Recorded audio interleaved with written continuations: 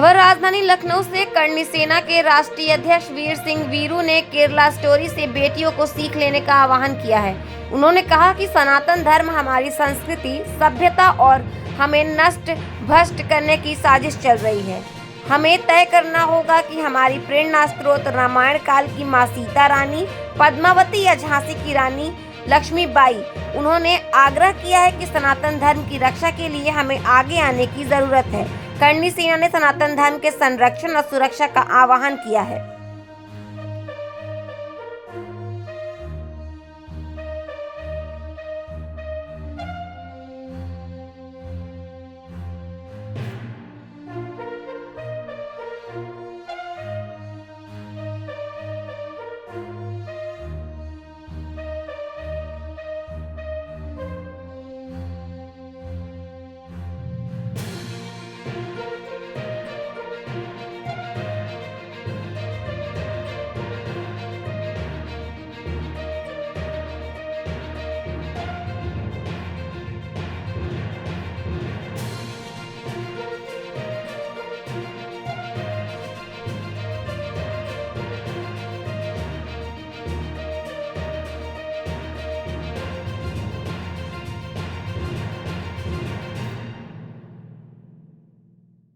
ये है कि हमें अपने संगठन के माध्यम से अपने जो हमारे समाज में जो कुरीतियाँ हैं, जो बुराइयाँ हैं, उसके खिलाफ लड़ना है। हम देख रहे हैं कि आज के समय में राजनीतिक द्वेष की वजह से अन्य समाज में जातियों में आपसी मतभेद बढ़ रहा है और सबसे उसका टारगेट जो है राजपूत समाज होता है। तो हम अपने संगठन के माध्यम से ये बताना चाहते हैं कि करणी सेना सर्व समाज की लड़ाई लड़ती है।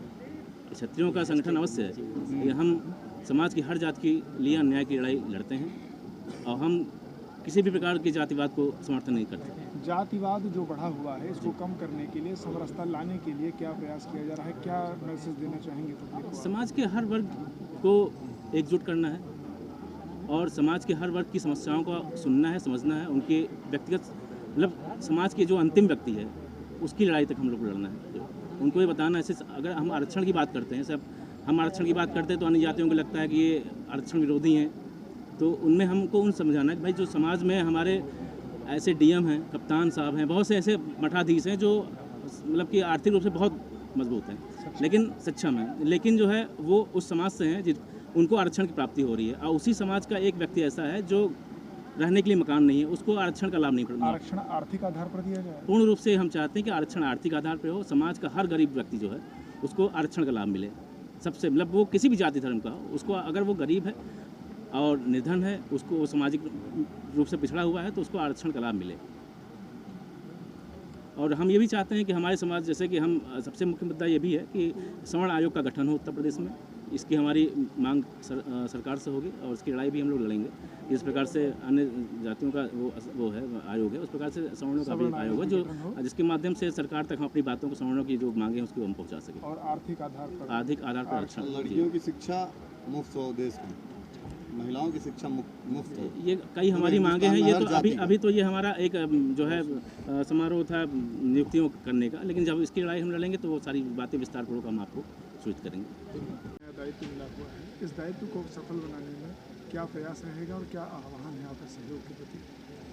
सबसे पहले तो मैं अपने राष्ट्रीय नेतृत्व और प्रदेश नेतृत्व दोनों को धन्यवाद करता हूँ। राष्ट्रीय नेतृत्व हमारे माननीय बड़े भाई वीरू भैया और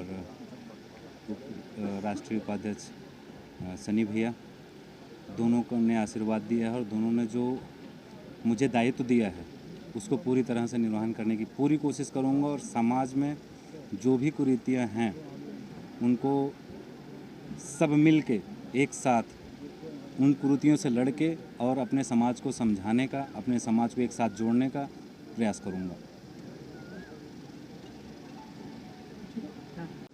मैसेज कुछ नहीं देना है। हिंदुस्तान सनातन धर्म का देश रहा है। विश्व का सबसे पुराना धर्म है सनातन धर्म। उसकी एक शाखा मान लीजिए हमारे बीच में हमारे समाज के संत महात्मा भी बैठे हैं। क्षत्रिय का जो धर्म है वही धर्म इस देश के लिए करने के लिए करणी सेना का उदय हुआ है। सरकार जिसका नहीं कुछ सुन पा रही हो, सरकार जिसका मान सम्मान स्वाभिमान नहीं बचा पा रही हो, सरकार सनातन धर्म की पद्धति को नहीं बचा पा रही हो। मैं आपके मीडिया कर्मी के माध्यम से बताना चाहता हूँ, दुनिया में 43 सभ्यताएं थीं, 42 का अंत हो चुका है, एक ही सभ्यता बची है पूरे विश्व में, जो है सनातन सभ्यता। उसको बचाने के लिए क्षत्रिय को आगे आना पड़ेगा। और हमारे बगल में ब्राह्मण देवता लोग हैं, इनका आदेश है, और जब इनका आदेश रहा है, क्षत्रिय देश के लिए, राष्ट्र के लिए, यहाँ के गाय के लिए, यहाँ के विधवा औरतों के लिए, यहाँ के बच्चियों के लिए, सबके लिए संघर्ष किया है, मंदिर के लिए संघर्ष किया है, हजारों साल की लड़ाई लड़ा गया है। तो आज देश की कुरीतियाँ, जिस तरह देश में जात धर्म संप्रदाय मत मजहब की लड़ाई हो रही है, उसके बीच हम लोगों को लड़ना पड़ेगा हिंदुस्तान को बचाने के लिए। सर, कार्यकारिणी सेना लगातार जिस तरीके से राजस्थान के बाद अदर स्टेटों में भी सदस्यता लोग ले रहे हैं, क्या उत्तर प्रदेश में जो आज सदस्यता ग्रहण समारोह है, इसके बाद भी कोई कार्यक्रम होगा? देखिए, हर दिन कार्यक्रम है। इसको कार्यक्रम के हिसाब से आप देखेंगे तो ये मनोरंजन का विषय हो जाएगा। समाज के लिए लड़ने वाला ना राष्ट्रहित के लिए जाना जाता है, उसके लिए देश सर्वप्रथम होता है। हम लोग हीरो हीरोइन थोड़ी ना है कि प्रदेश में सर लगातार विस्तार हो रहा है। लगातार पूरे हिंदुस्तान में नहीं, विदेशों में विस्तार हो रहा है। जहाँ जहाँ सनातन धर्म के लोग हैं, उनकी रक्षा करने के लिए क्षत्रिय आगे है, वहाँ करणी सेना है। आप जहाँ भी समझ लीजिए। बीजेपी का दावा है कि वह धर्म की रक्षा कर रही है, सनातन धर्म की भी रक्षा कर रही है।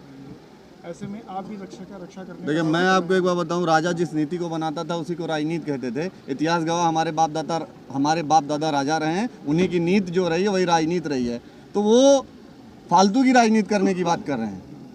आप बताइए, इस देश में आप अभी पिक्चर आई, आप देखिए, एक स्टोरी बनी है केरल के ऊपर। उसके लिए समाज को आगे आना पड़ेगा ना। पार्टियां क्या कर पाएंगी?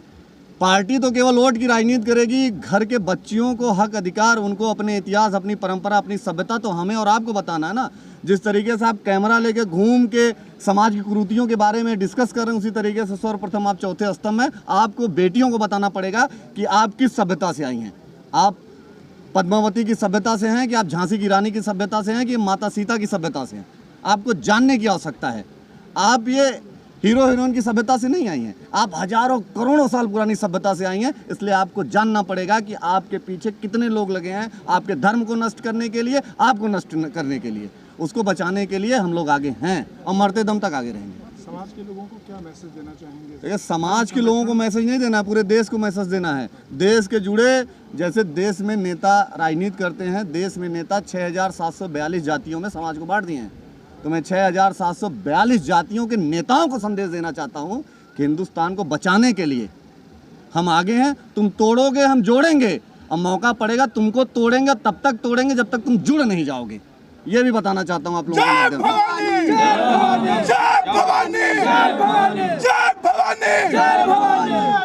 Thank you sir.